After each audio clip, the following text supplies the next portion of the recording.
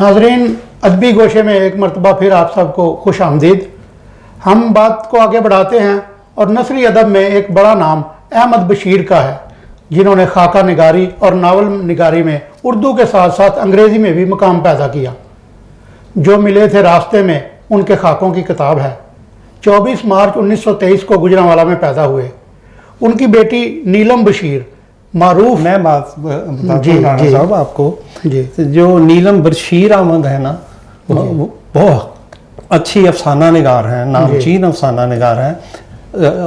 इनकी जो दूसरी बेटी हैं वो मुल्क की मशहूर अदाकारा हैं बुशरा अंसारी। ये जो टीवी पे और एक हवाला और बनता है अहमद बशीर के हवाले से, जो हॉकी के ओलंपियन थे और कप्तान भी रहे हैं पाकिस्तानी टीम के, कर्नल आतिफ। वो अहमद बशीर साहब के बहनोई थे।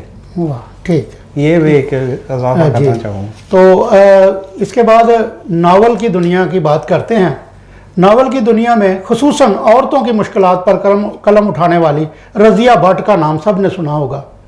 वो पैदा तो 1924 में रावलपिंडी में हुई थी, लेकिन शादी के बाद वज़ीराबाद में आबाद हुई।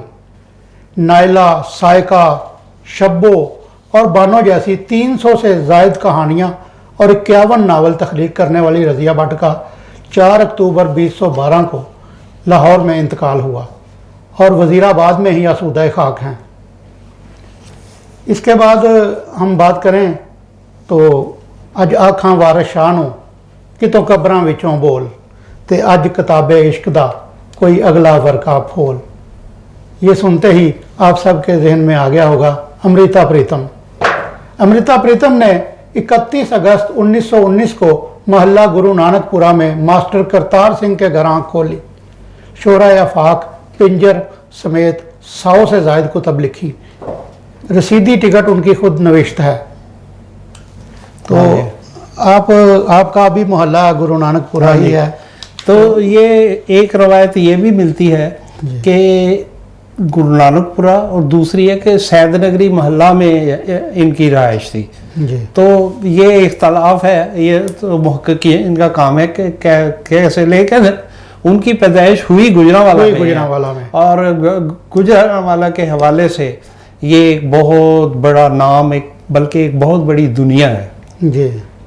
इन्होंने बाद में हिजरत करके जब ये हिंदुस्तान चली गई तो इन्होंने डीलेट किया था जी। ये बहुत, और 1900 ये वो गुजरांवाला से लाहौर शिफ्ट कर गई जी। तो इसके बाद मैं बात करूंगा जनाब क़याम पाकिस्तान के बाद जो माहौल बना उसकी।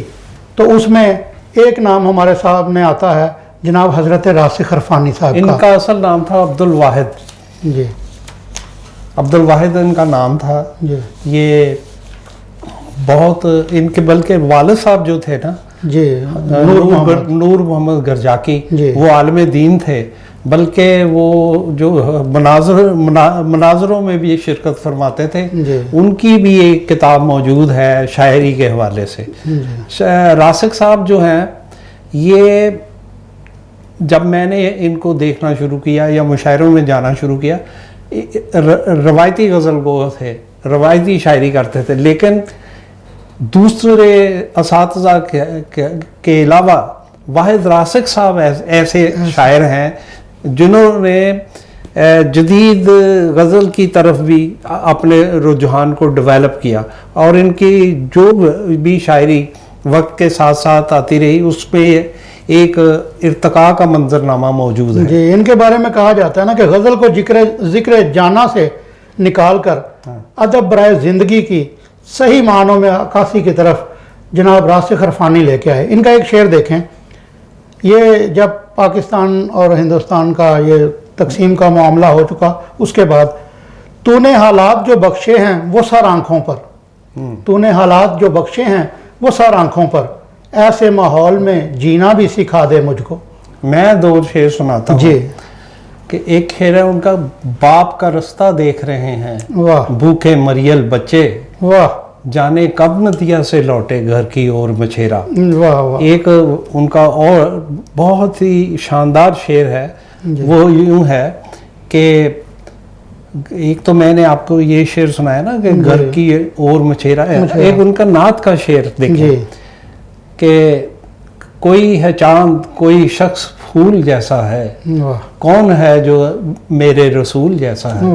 और एक मैं समझता हूँ कि एक दर्दमंद बाप ही ये ऐसा शेर कह सकता है कि बेटियां आई हैं मैके में बड़ी रौनक है, बेटियां आई हैं मैके में बड़ी रौनक है, चहचहे घर में है चिड़ियों का गुजर होने तक। वाह वाह। और जनाब राशिक अरफानी 12 दिसंबर 1914 को गुजरांवाला में पैदा हुए थे और 13 फरवरी 1990 उनके विसाल का दिन है।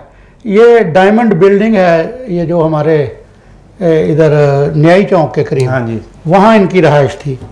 वहाँ जी हफ्तावार भी महफिलें होती थी जी।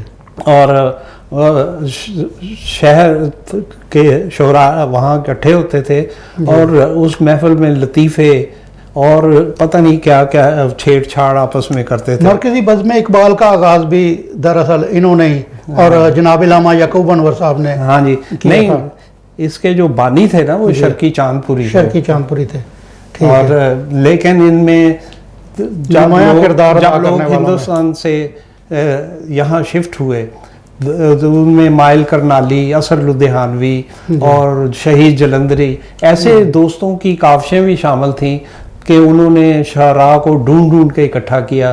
फिर ये मरकज़ी बज़्म इकबाल जो है, तो इनकी वफ़ात के बाद इनका ये जो मरकज़ी बज़्म इकबाल का सिलसिला इनके छोटे भाई जनाब अब्दुल गनी साकिब इरफानी साहब ने जारी रखा। उनकी भी शायरी की खुसूसन नात की किताबें आई हैं। तो जनाब राशिक इरफानी साहब का कुलियात रासिख फ़रोग़ अदब अकादमी गुजरांवाला ने शाया किया था। तो इसके बाद हम बात करेंगे जनाब डॉक्टर वहीद कुरैशी।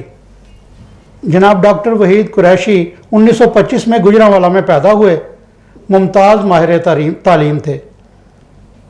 उन्होंने फ़ारसी अदब में PhD और फिर मीर हसन और उनका ज़माना पर तहकीकी काम करके D.Litt किया। नक़्द जान उनका मजमूआ शेर है। तो जनाब वक्त हमारे पास बहुत महदूद है, एक मरतबा फिर हमें डॉक्टर साहब के हवाले से मुझे एक उनके गीत का एक मुखड़ा सा याद आ गया है। ये उन्होंने ज़माना तालब इल्मी में लिखा था और इसे हबीब वली मोहम्मद ने गाया है। फिल्म में ये गीत है, ये रातें थी चांदनी जोबन पे थी बहार। ये डॉक्टर वहीद कुरैशी, डॉक्टर वहीद कुरैशी और फिल्म के टाइटल पे बतौर गीत निगार के उनका नाम चलता है जी।